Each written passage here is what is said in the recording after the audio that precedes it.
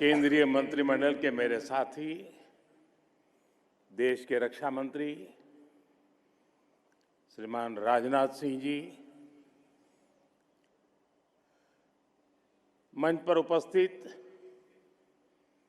अन्य सभी महानुभाव,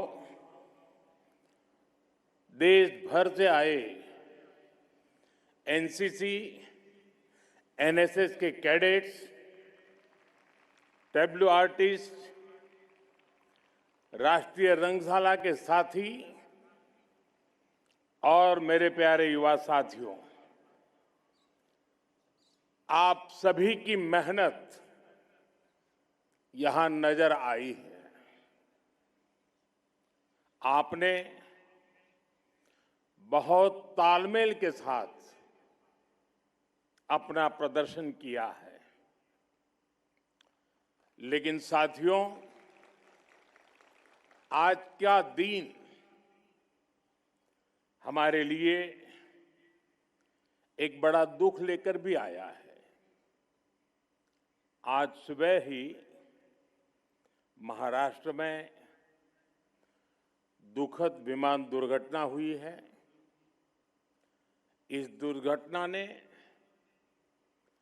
महाराष्ट्र के उप मुख्यमंत्री अजीत पवार जी और कुछ साथियों को हमसे छीन लिया है। अजीत दादा ने महाराष्ट्र और देश के विकास में अपना बड़ा योगदान दिया है। विशेष रूप से गांवों के जीवन को बेहतर बनाने के लिए उन्होंने हमेशा आगे बढ़कर काम किया। मैं अजीत पवार जी के परिवार के प्रति संवेदना व्यक्त करता हूं। जिन साथियों को हमने इस हादसे में खोया है, इस पीड़ा की घड़ी में हम सभी उनके परिजनों के साथ हैं। साथियों, दुख और संवेदना के इन पलों के बीच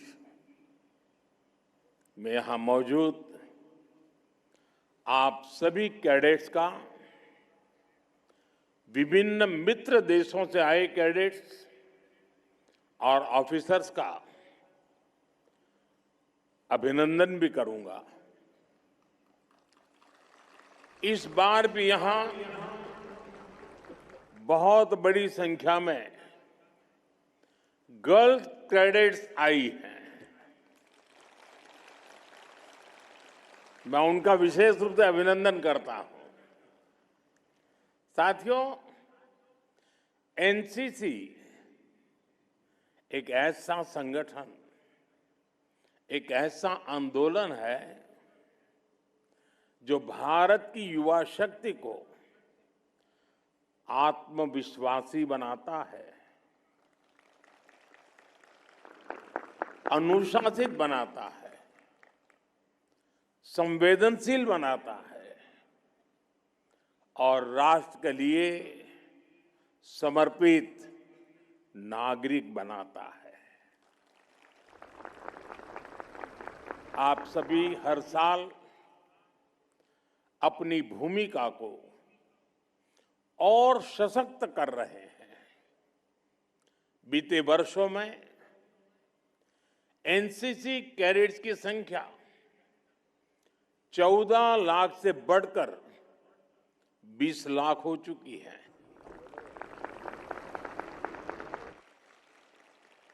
खासकर हमारे बॉर्डर एरियाज में, कोस्टल एरियाज में एनसीसी कैडेट्स की संख्या में काफी वृद्धि हुई है। मेरे युवा साथियों, एनसीसी युवाओं का मंच है और इस मंच पर अपनी विरासत को भी गौरव के साथ जिया जाता है। जैसे इस वर्ष वंदे मातरम के 150 वर्ष होने का उत्सव एनसीसी ने पूरे जोश से मनाया है। अपने देश के कोने कोने में इससे जुड़े कार्यक्रम किए हैं। परमवीर सागर यात्रा भी इसी का उत्तम उदाहरण है। आप सभी जानते हैं, कुछ साल पहले सरकार ने अंडमान निकोबार के 21 द्वीपों को अपने परमवीर चक्र विजेताओं के नाम दिए थे। इसके पीछे राष्ट्र नायकों को सम्मान देने का जो भाव था, उसको आपने अपनी सेलिंग एक्सपीडिशन से आगे बढ़ाया है। इसी तरह लक्षद्वीप में द्वीप उत्सव के माध्यम से आपने सागर, संस्कृति, प्रकृति सबको एक साथ सेलिब्रेट किया है। साथियों, एनसीसी ने इतिहास को स्मारकों से निकालकर जन जन के हृदय में जीवंत बनाया है। आपने बाजीराव पेशवा की वीरता, महायोद्धा लसित बोरफुकन जी की कुशलता और भगवान बिरसा मुंडा के नेतृत्व को अपनी साइकिल रैली के माध्यम से जनचेतना जगाने का काम किया है। आपके इस साहसपूर्ण सभी काम के लिए आप सबकी बहुत बहुत सराहना करता हूं। आज जिन साथियों को सम्मान मिला है, मैं उनको भी शुभकामनाएं देता हूं। साथियों,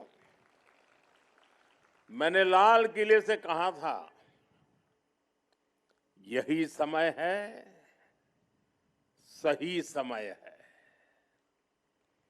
हमारे देश के युवाओं के लिए आज का ये समय सबसे ज्यादा अवसरों का समय है।